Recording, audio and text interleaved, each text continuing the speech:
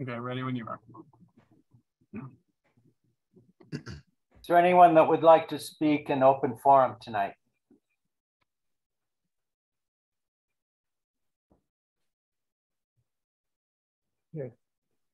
Well, it looks like somebody's trying to speak. Yes, I would. Fine, would you please state your name? My name is Karen Bentley. I reside at 3939 Elmwood Avenue. My husband and I live across the street from the 3108 East Avenue proposed gas station renovation with the addition of a canopy. Okay. And one of the reasons I wanted to speak in the open forum today was to stress and to possibly have you revisit how you are planning to preserve the historic nature of the building. I do have an image from the 1970s, which shows the very beautiful Tudor style nature of the building. And as you all know, gas stations from that time historically were meant to blend in with the neighborhood. And in the 1930, when the building was actually built by Standard Oil Company, this building had a very charming residential quality to it. And in the 1950s, the Brookside neighborhood was being developed. East Avenue was being trafficked more often between Rochester and Pittsford. And therefore, there was a reason to have this cute little neighborhood type historic looking building in this neighborhood adjacent to it, across the street and adjacent to our property. So at the time that we're thinking of now, where we want to preserve the historic nature, and that's what you do as a preservation board, and we all appreciate your efforts to do this for not just this property, but others. I would impart upon you to revisit and address the canopy addition to the front of the building. And the reason being is that this charming little building would be obstructed significantly by any of us who would view it because the canopy will cover up a good portion of the building. And these historical buildings shouldn't be damaged or have some obstructive structure built in front of them. And I've done a little study today. I'm a researcher at the University of Rochester, and I went online to see if canopies and the fire retardation aspect that they serve to protect customers at gas stations is still necessary. And I found that there is now a code outreach program, gas station, new, building code and standard that was published in 2018. And it says directly on here that the fire retention aspects of a canopy are no longer required by code. I didn't know if any of you were aware of such a thing. I personally have not been. I always assumed that a canopy was there for fire retardant purposes. But I wanted to bring that up as an important thing for you to consider when you get this application in front of you again. So I think overall that the one other thing I'd like to point out is that in 1930, Standard Oil actually built that building on the vacant land.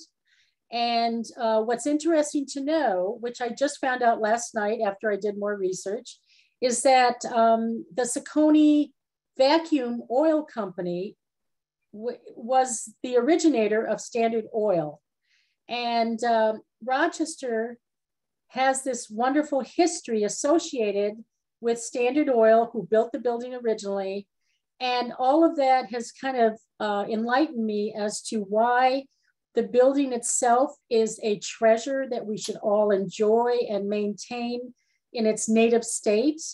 and also to just make you aware of some of the research I've done. So thank you very much.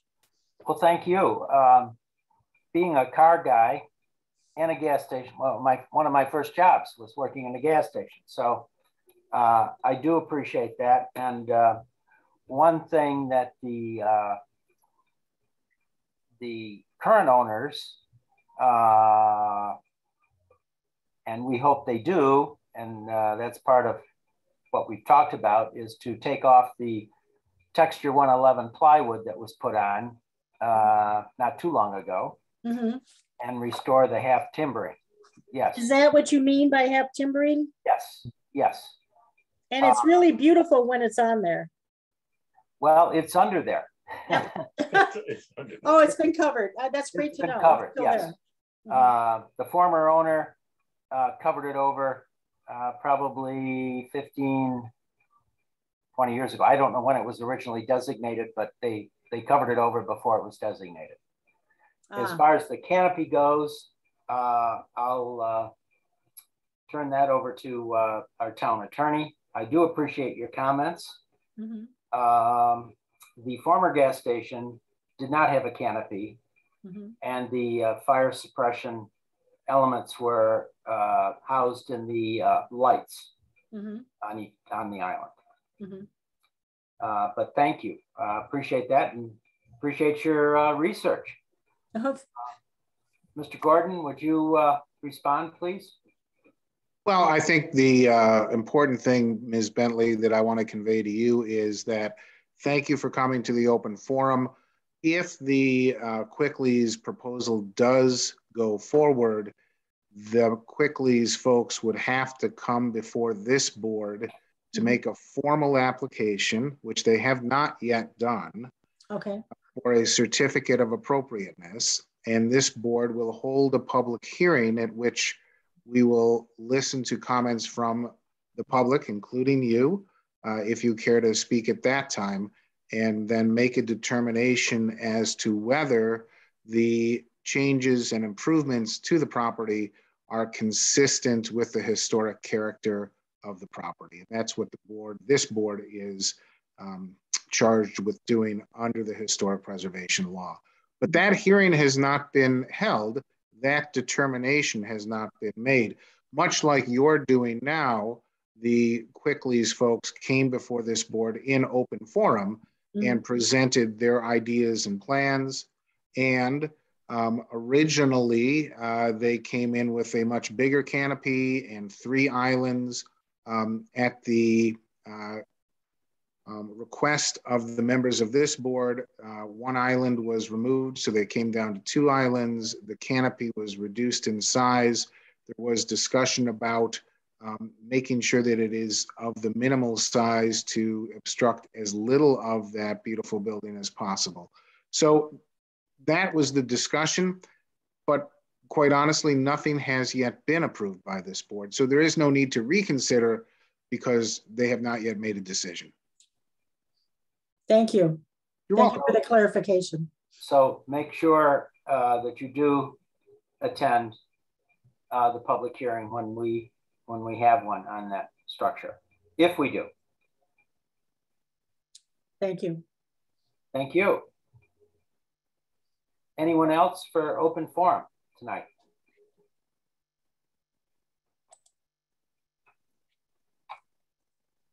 Thank you. I would like to call the meeting to order. Mr. Secretary, would you call the roll, please? Ludwig, Here.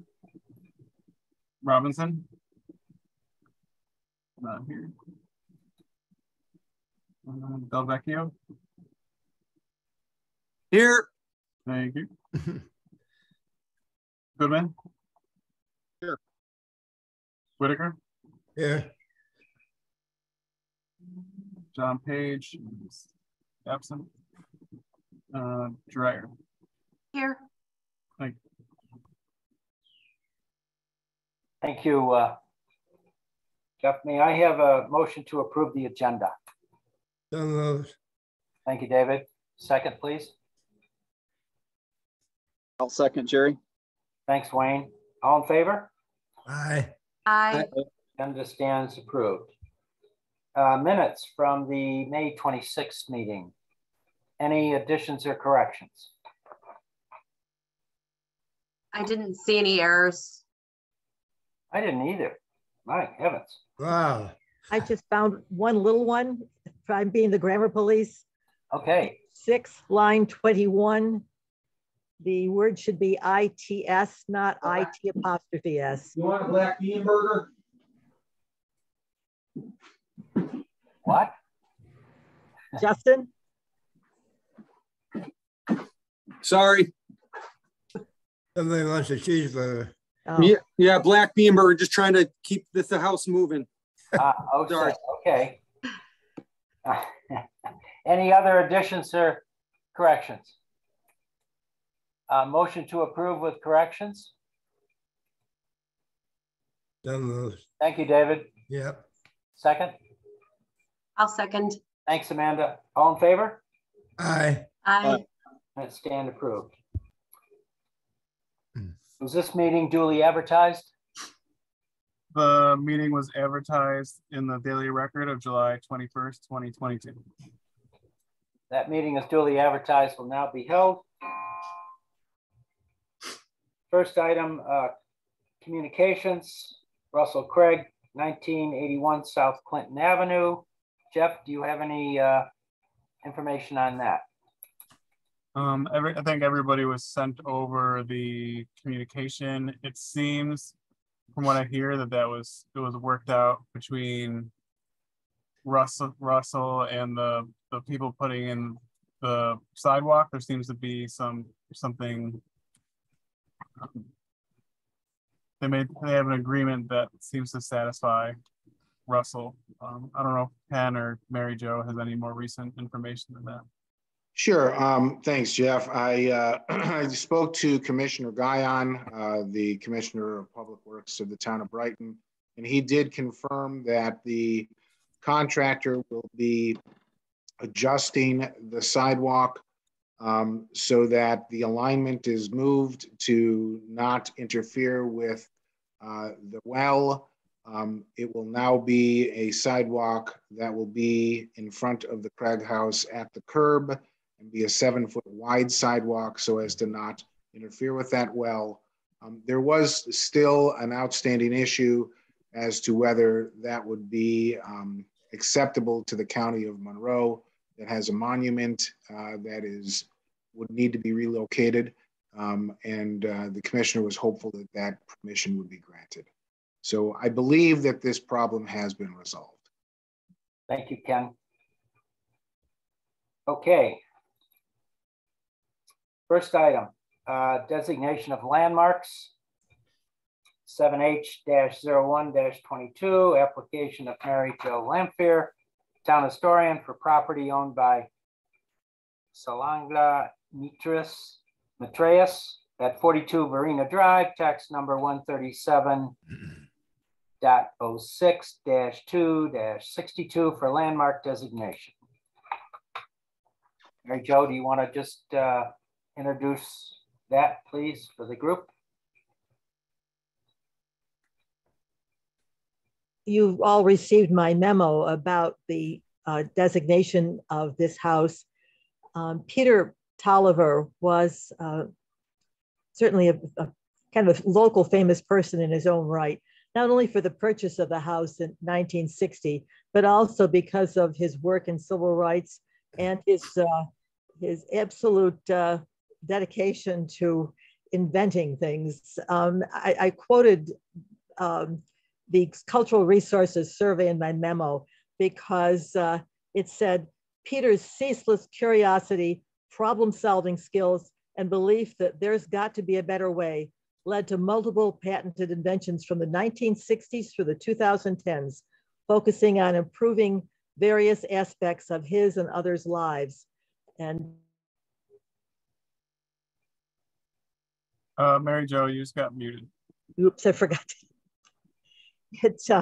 It just seems that the house is perhaps not today a good representation of the Tollivers' residency there. And that's why I sent the photographs around that their son David sent to me today, that I felt that perhaps that he would like them to be published amongst the Preservation Commission members, so you could see the house as they left it in 2019. But the house does fulfill, I believe, 2 of the 4 criteria, that it's associated with an important person, Peter Tolliver, and the Tolliver family, and it has historic value as part of the cultural, political, economic, architectural, and social history of Brighton. Very good. Thank you, Mary Jo. Is there anyone here to speak on this application? Jeff? I don't see anybody. There's a phone number on here, and if they wish to unmute themselves, they can do that now. Not sure if they're here for this part.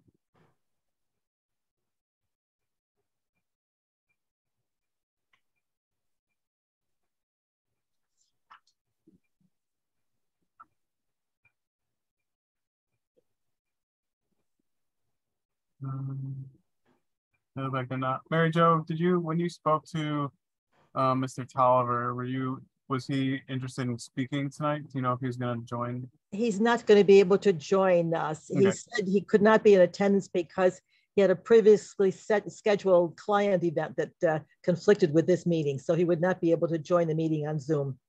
Okay, thank you. Okay, any discussion among the commission? I just have a question for Mary Jo. Mary Jo, you spoke with David Tolliver, Peter Tolliver's son. Was your impression that the family opposed designation of this property in Peter Tolliver's name? It isn't an opposition exactly. They don't feel that the house should be the monument to Peter Tolliver, for Yvonne and Peter Tolliver. He said, and I'll see if I can find something here in his follow-up email.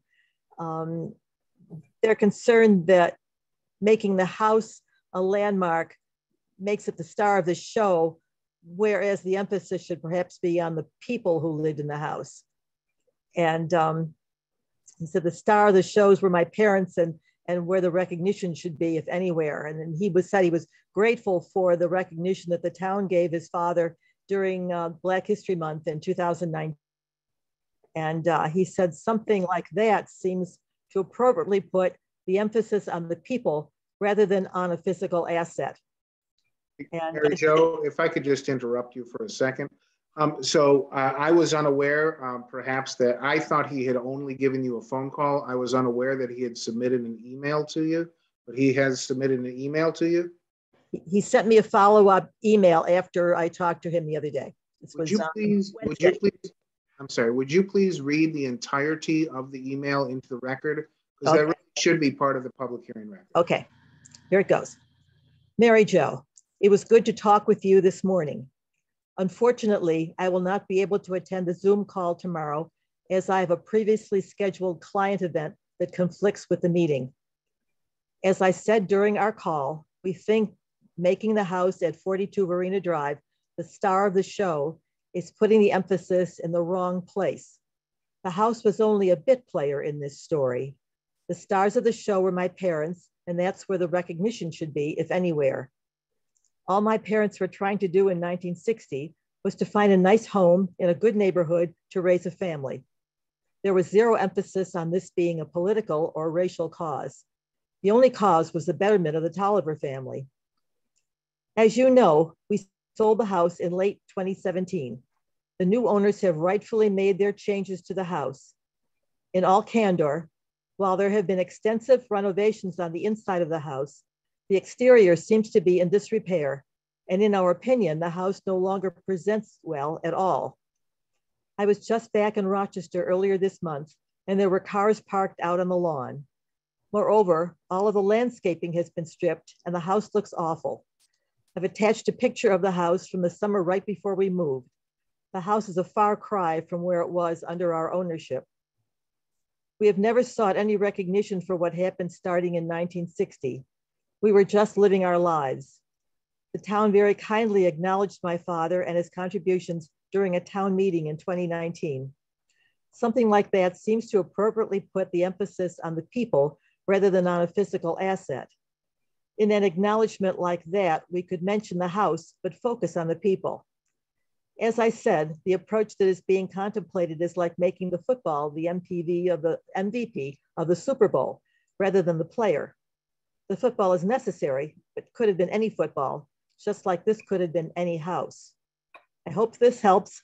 Sorry I cannot be in attendance, but feel free to call me if you have any questions.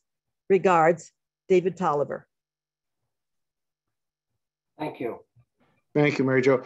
Just one follow-up on that. So the pictures that you circulated to the commission earlier today that I think you sent to Gretchen and Gretchen sent to all of the commission members, these pictures, yes, that Jeff, I think, just pulled those up. Oh my heavens, yes.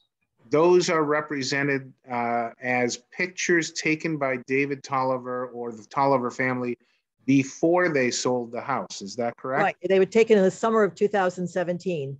They sold the house in the fall of 2017, and those photographs were attached to that email that I just read.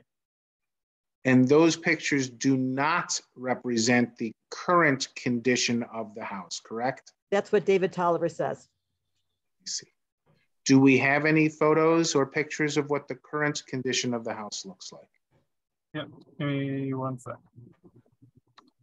I think there were some photos attached to this updated survey. It was winter time, but I believe they do reflect the landscaping. Oh. Yes, the landscaping has been removed. Okay, that's helpful, Jeff. Thank you. Thanks. I just want to make sure that we make a complete record here before the board makes any decision. Thank you.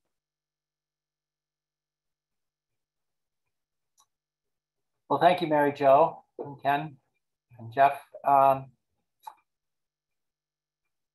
Comments from the commission, please. Before we take comments from the commission, are we going to close the public hearing and then discuss this matter? Sure. Let's close. I close the public hearings.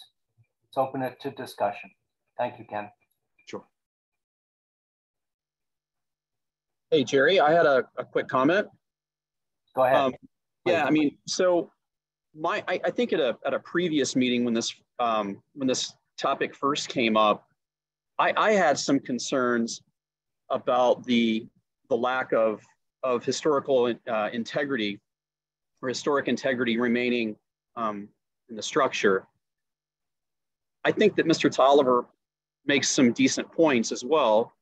I think back when this was first brought up at the commission meeting, my initial reaction was it seems like it's more of an opportunity to memorialize the house in context with the Tolliver's history, like a plaque or something of that nature. However, with that said, I'm not suggesting that I'm opposed to designation, because I think it's really one of those situations that is right on the line for me personally. So I'm not suggesting that I would not designate it, but I think he brings up some really good points, and it seems to sort of align with some of my thoughts earlier on. So I just throw that out there. Thanks, Jerry. Thank you, Wayne. Other comments? I find this interesting. I mean, I think by designating the house, I think we are honoring the people who lived there, especially in this case, because, under our categories for designation, this falls only within the one regarding the people who lived there. So we do agree that the house doesn't have, does not qualify under other categories, but only qualifies based on the people that live there. So I do think that,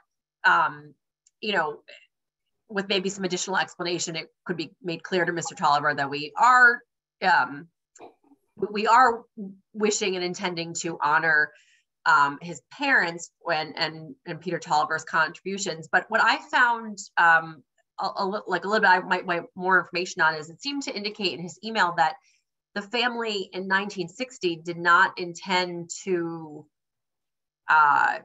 make any sort of a statement by pursuing purchase of the house. And if that is true, I mean, if that is true, if it would be against their wishes to designate the house as for the purposes we are, then that may be something to consider. But do other folks have interpretations on that? Are other folks hearing the same thing?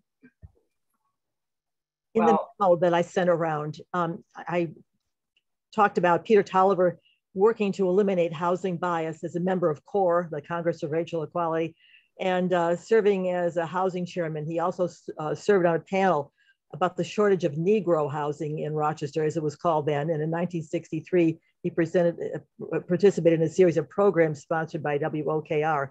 So he was active in that field.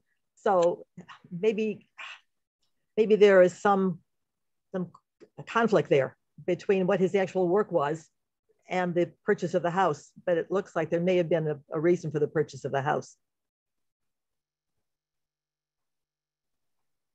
Well, I have some concerns to echo Wayne's as well.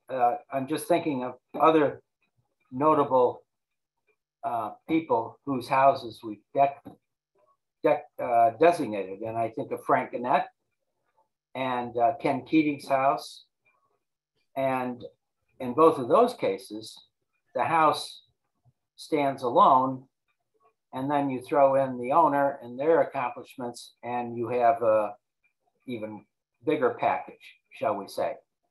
I don't know.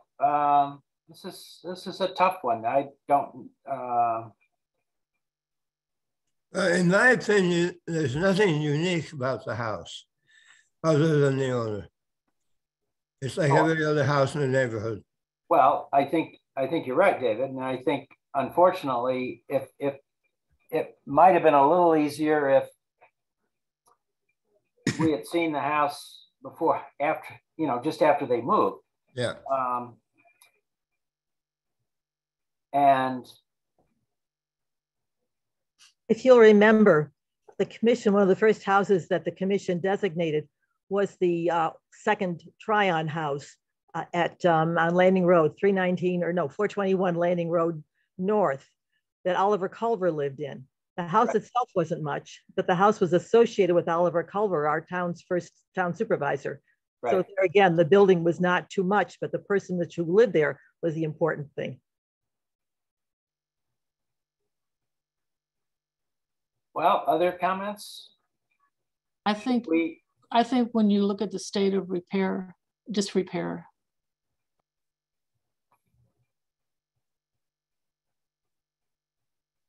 Diana, you're on mute.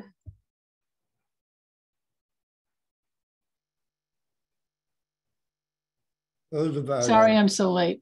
I think from the disrepair of the house, the way it looks, and the feelings of the family, I think I would go along with the family, because they weren't a political family or that sort of thing, and they didn't choose to be noted for their ethnicity. So I think that would almost be a big negative, I would say. Well, how do you feel about a marker? Can we do that? Well, we don't, but Mary Jo, who does the markers? Me. You? Are you the marker? Magic marker?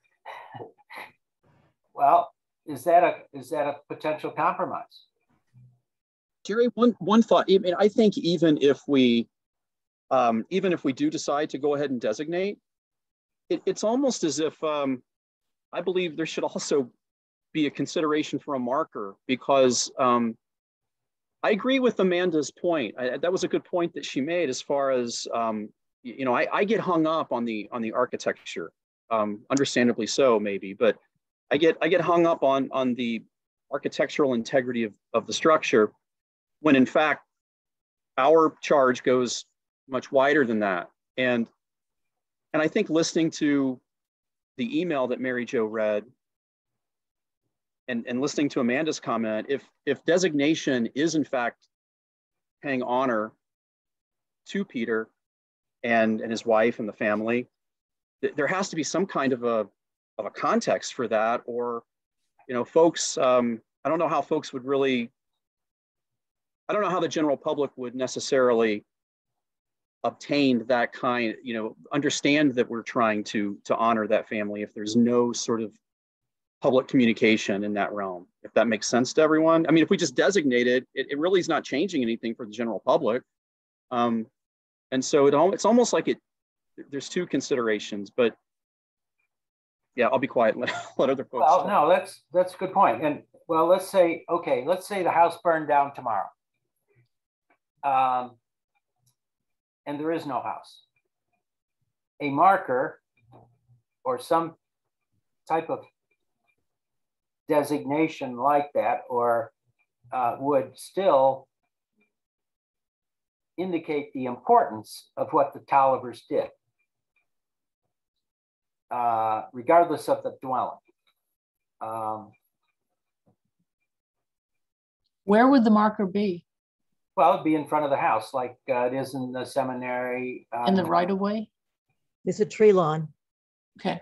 Yeah. Justin, you haven't had an opportunity to pipe in here. Thanks, Ken. Yeah, this has given me an opportunity to reflect on how I personally, as a member, consider the criteria, and maybe I have a little bit of the, you know, getting hung up on the architectural side, you know, the significance of the structure itself as a structure, as an edifice. And that to me is a primary criterion. You know, but all the other criteria are very important as well. For me personally, hearing the Mr. Tolliver's thoughts in the email to Mary Jo, and by the way, Mary Jo, it's fantastic. You guys obviously have a really nice dialogue, and I can see the appreciation, you know, from Mr. Tolliver there. But I think that if he were in person, and if we had this opportunity to meet in person, and he could have stood up and talked, I think, you know, he would have voiced the same thing. And personally, for me, I'm imagining that, and I'm thinking that his reflection on it matters a lot to me. Almost to the point where it maybe it is quite a tipping point for me, whether that is really part of the criteria, you know, that is what the owners are, well, he's former family, you know, family member of the owners, you know, how that, I think that's a value. I don't know whether the law allows for that, but whatever, it's how it's going to influence how I weigh the criteria. And I personally just don't feel there's enough there to warrant designation, in my opinion. Although it was very close. And I do believe, though, the marker opportunity it could be a great way to show more recognition and appreciation for Mr. Tolliver and the family. I was wondering, Jerry, if I might provide a little guidance to the board. Sure. And I'm going to apologize in advance because I'm going to sound like I'm speaking out of both sides of my mouth. Surprise, surprise. But so on the one hand, Amanda's absolutely correct that we can designate a property under the code solely based on the person who lived there. And I've already drafted a designation resolution that focuses on this house being a landmark based on its social and its political history within the town and cultural history within the town. Those are 3 criteria that are stated under the code. And you could designate based on that. However, I want you to keep in mind what the purpose of the historic preservation law is, and it is preservation. So if you think about this, if this house is designated and then the owners now or in the future wish to make some alterations to the exterior of the property, what are the determining factors you're going to consider to determine whether the outside modifications to this property are compatible with the historic character of this property, when the historic character of this property is only the person who lived here in years gone by? And perhaps all that really gets to is you wouldn't want to see this particular house demolished, perhaps. And I think about if we had a house in our town that was Abe Lincoln's birthplace, regardless of what the architectural character of that house was, we would want to preserve that house as Abe Lincoln's house. I don't know, and that's for you folks to decide, whether this house rises to that type of level where you would want to designate it because you want to protect it from demolition or exterior alterations which are incompatible with the historic character of the house. That's what you're doing when you're designating a property. You're not making some grand statement about the importance of the person who lived there. You are preserving the structure and making sure that there cannot be a demolition or exterior renovations that are incompatible with its historic character. That's really what the law does. I don't know if any of that was helpful, but that's what I wanted to contribute. Thank you, Ken. I have a question. If Go ahead, Diana. as Ken says, modifications were made to the outside, they come to us, what would we have to compare it with? Could we go back to the house the way it was 5 or 6 years ago and say, make it look like that? Because it doesn't. What would we be living up to then? Well, we certainly could, but would that be? It has vinyl windows. It has vinyl siding or aluminum siding, but is that reasonable for us? And you know, is it? I mean, it's going to be really hard to say, oh yes, put your new vinyl windows in when these fall apart. I agree. That's one of the issues. If it hasn't been designated, we can't restrict it. No, and I'm not sure. It goes back to what Diana said, and Justin. I personally, and I brought this up at our pre-meeting, I feel uncomfortable about designating this property, and especially, and that's, I felt that way even before I heard what the communication that Mary Jo had from Mr. Tolliver. So since Mary Jo is the person in charge of markers, I think that's probably maybe a good compromise. I agree. I think that would satisfy the son. I don't know what the current owners would say.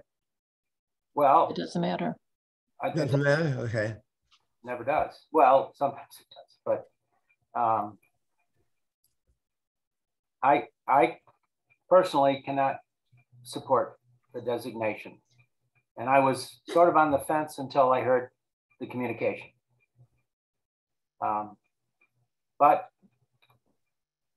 And I think there's considerable doubt on the commission for designation. So should we take a vote? Yes. Would you like a motion of some sort that I could propose? Please do. Yes. Would you like a motion to approve or a motion to deny? Well, since the waters seem to be on the disapproval side, I guess disapprove, please. Okay, It's Ken and Jerry. I'm sorry, I have one quick question. please. So, I was trying to think through, future applications for certificate of appropriateness. And I was struggling with the same thing, Jerry. If they come before us and say we have to replace windows, would I really be in a position to make them use, wood windows and the entire, I think that's a little onerous on our part. So then you're right. I go back to what Ken said about designation for even like a demo only approval. However, this is a question for you, Ken. We don't have that kind of authority, correct? I mean, it's either designation or not. We don't have this in between, correct? In terms of placing a marker, are you asking, Wayne? No, I'm talking about if the property is designated, yeah, we would have to review work on that property just like any other designated property. We don't have the ability to say, just on this one property, we only review demo, right? We do not. I mean, as a practical matter, that's how you could address applications, but right. They would still have to go through a certificate of appropriateness application process. Absolutely. And if they were to demolish it anyway, they would, at this point, by default, they would need to come before us for prior to demolition, correct? Right. They would need, if their house was going to be proposed to be demolished, and by demolished, we talk about 50% or more of the exterior walls. Right. And before a demolition permit could be issued, it would have to come before this board to find out if this board had an interest in designating the property before it was demolished. Okay. All right. Thank you. You concur with that, Jeff? You agree with that? Yes, but I don't know if this was disapproved, would it still be able to come back to the board for an approval later on? Sure. Okay. And I mean, that's the nature of boards, frankly, is that the 1, 2, 3, 4, 5, 6 people that we have on the commission at this meeting right now might not always be the same 6 people on this commission, or 7 people when we have a full board. Right? So yeah, some future board with different members might make a different decision. Mm-hmm. Yeah.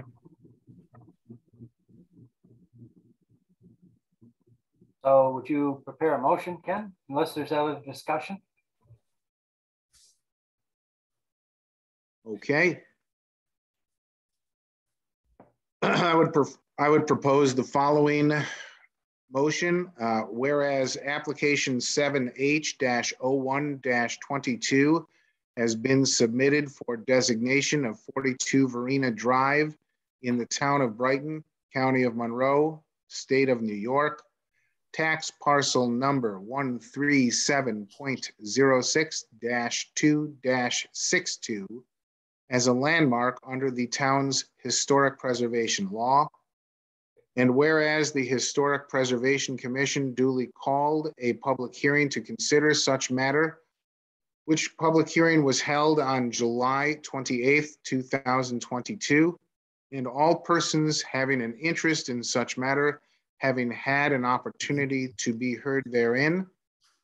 And whereas based upon the materials submitted at and the testimony presented in the public hearing, including the application prepared by town historian Mary Jo Lanfear, dated May 3rd, 2022, and the cultural resources survey of said property by Christopher Brandt, B-R-A-N-D-T, of Barrow Architecture PLLC, dated January 20th, 2022, which was updated in March 2022, and a memorandum prepared by the town historian Mary Jo Lanfear, dated July 18th, 2022, and such other and further material as submitted to the Historic Preservation Commission in connection with the application.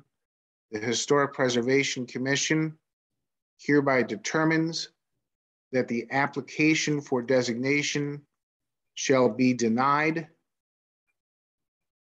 and the Historic Preservation Commission hereby requests the town historian to consider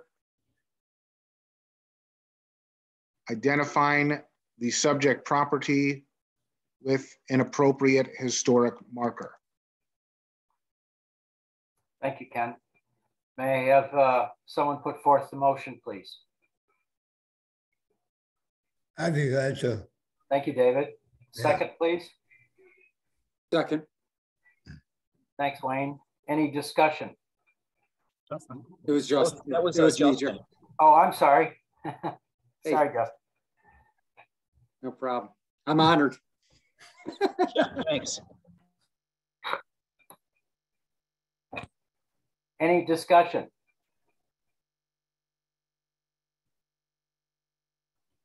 Okay, Jeff, would you call the roll, please? Ludwig, Yes. Robinson, Yes. Bill Vecchio, Yes. Goodman, Yes. Whitaker, Yes. Dreyer. Yes. Very good. Thank you all. Tough. And so with that vote, Jeff, the application is denied, correct? Correct, yeah. Very good. We have no certificate of appropriateness. We have no hardship applications. Public hearings are now closed. Any new business? No, not this one. Okay, old business. We already talked about 3108 East Avenue. We shall see how the zoning board meets a week from yesterday. So we'll see how that goes. Any other old business? No presentations? Any announcements? Motion to adjourn? I'll move. Thank you. I'll second it. Thank you. Diana got it. You got it, Wayne? Okay. Diana had it, I think. All in favor? Aye. Aye.